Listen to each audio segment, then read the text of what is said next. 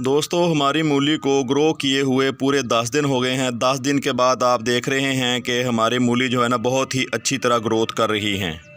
बिस्मिल्लाहिर्रहमानिर्रहीम, अस्सलाम वालेकुम। आज मैं आपको बताऊंगा कि आप बहुत ही आसानी से अपने घर पर मूली को ग्रो कर सकते हो। इस वीडियो में मैं बीज लगाने से ग्रो होने तक की मालूमात दूंगा। मूली उगाने के लिए दो चीज़ें बहुत ही ज़्यादा अहम होती हैं। पहली चीज़ दोस्तों, न्यूट्रिएंट से भरपूर मिट्टी होनी चाहिए, यानी जितनी ताकतवर मिट्टी उतनी ताकतवर मूली आपको हार्वेस्ट करने को मिलेगी। दूसरी अहम बात कि आप किस साइज़ का ग्रो बैग या कंटेनर ले रहे हैं, उस ग्रो बैग का साइज़ क्या है और उसकी जो है चौड़ाई कितनी है और लंबाई कितनी है। आप मूली उगाने के लिए जो भी ग्रो बैग या गमला लें, उसकी चौड़ाई भले कम हो लेकिन उसकी गहराई जो है ना कम से कम 12 इंच लाजमी होनी चाहिए। गहराई ज़्यादा होने का मतलब है कि जितनी ज़्यादा गहराई उतनी ज़्यादा मूली लंबी। जितनी ताकतवर मिट्टी उतनी ताकतवर आपको मूली मिलेगी हार्वेस्ट करने को। मूली उगाने के लिए तीसरा स्टेप ये है कि आपके सीड की क्वालिटी।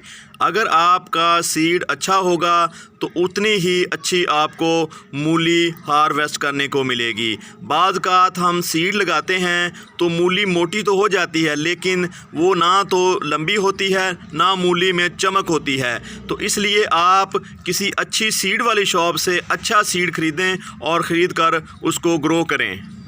मूली ग्रो करने के लिए आप इस तरह दोस्तों 1.5 इंच की वक्फे के साथ इस तरह के आप गड्ढे बना लें जिसमें आपने सीड गिराने हैं। इस तरह इसको आप गोल जो है ना पूरे सर्कल में आप गड्ढे बना सकते हैं। ये गड्ढे सही तरह नहीं बन रहे क्योंकि इसमें थोड़ा सा पानी दिया हुआ था, इसको गीला किया हुआ था, तो गीला होने की वजह से साथ जो है ना इसके मिट्टी आ रही है। इसको कवर कर लेते हैं। तो दूसरा, जो आपने सीड लगाने हैं वो ज़्यादा गहराई में नहीं लगाने, क्योंकि ज़्यादा गहराई में सीड लगाए हुए सीड जो होते हैं वो ग्रो नहीं हो पाते, जिससे हमारी मेहनत ज़ाया होती है। तो आपने ज़्यादा गहराई में सीड नहीं लगाने। इस तरह आपने 1.5 इंच का जो है ना वक्फ़ा रखना है एक सीड से दूसरे सीड का जो है ना इसका एरिया है। तो इस तरह ये मूली भी लंबी होगी और जो है ना इसकी होगी भी थिक, मोटी होगी मूली इंशाल्लाह। तो ये जो आप देख रहे हैं ये गड्ढे सही नहीं भरे, इसको हम कवर कर लेते हैं दोबारा, इसको ना ऐसे करके तो फिर दोबारा इसके ऊपर बनाते हैं। दोस्तों कुछ सीड को आपने ज़्यादा गहराई में नहीं लगाना। ये जो आपने गड्ढे बनाए हैं इनको इस तरह कवर कर देना एक एक सीड से। एक एक सीड लगाते जाएं तो आपको यहाँ से कोई 15 से 20 जो है ना मूली हार्वेस्ट करने को मिलेगी। दोस्तों हमने सीड को लगा दिया है। एक एक सीड जो है ना हमने लगाया कोई 1.5 इंच के वक्फे के साथ। हमने सीड इसलिए ज़्यादा लगाए हैं क्योंकि बाज़ औक़ात हमारे सीड ग्रो नहीं हो पाते। तो अगर ये सीड सारे के सारे ग्रो हो जाते हैं तो हम बीच में से इनको विरला कर देंगे, यानी कि इनका वक्फ़ा जो है ना वो ज़्यादा कर देंगे, दूर दूर इनको कर देंगे। या जैसा कि ये यहाँ पे सीड है इसको रहने देंगे, ये इसको निकाल देंगे। तो इस तरह एक एक करके एक एक सीड जो है ना इसका पौधा जो है ना हम कम करते जाएँगे, तो जिससे हमारी जो मूली का साइज़ वो लंबा होगा और थिक भी होगा। मूली के पौधे जो होते हैं वो 2 से 3 दिन के अंदर अंदर ग्रो हो जाते हैं।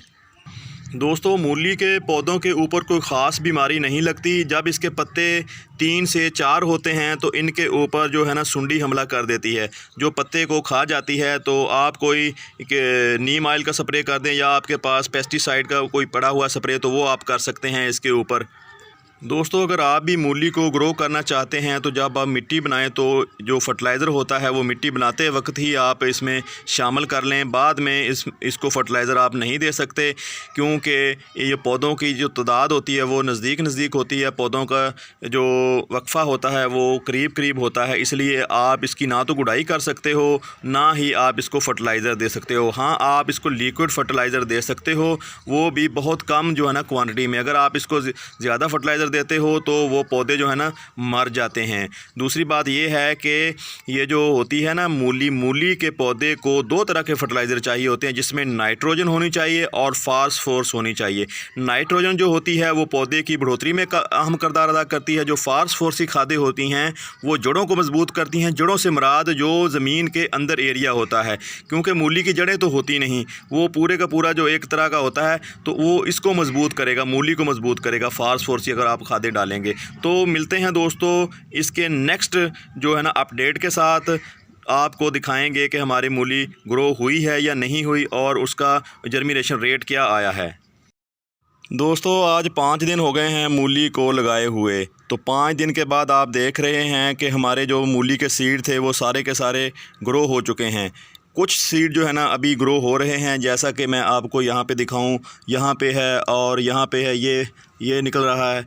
तो आप भी इस तरह की ऑर्गेनिक मूली अपने घर पे ग्रो कर सकते हो।